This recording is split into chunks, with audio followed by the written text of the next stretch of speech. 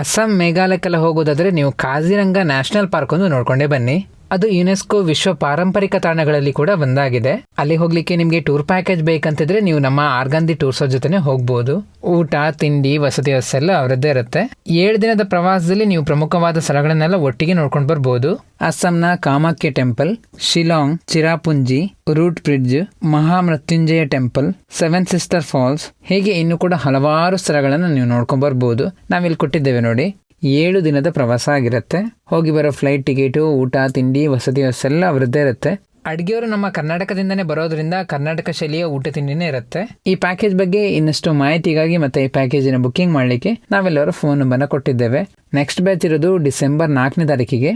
ಅದರ ಬುಕ್ಕಿಂಗ್ ಇವಾಗಲೇ ಓಪನ್ ಇದೆ. ಆದಷ್ಟು ಬೇಗನೆ ಬುಕ್ಕಿಂಗ್ ಮಾಡ್ಕೊಳ್ಳಿ. ನಾವೆಲ್ಲರೂ ಫೋನ್ ನಂಬರ್ನ ಕೊಟ್ಟಿದ್ದೇವೆ. ತಪ್ಪದೆ ನೀವು ಒಮ್ಮೆ ಕಾಂಟ್ಯಾಕ್ಟ್ ಮಾಡಿ.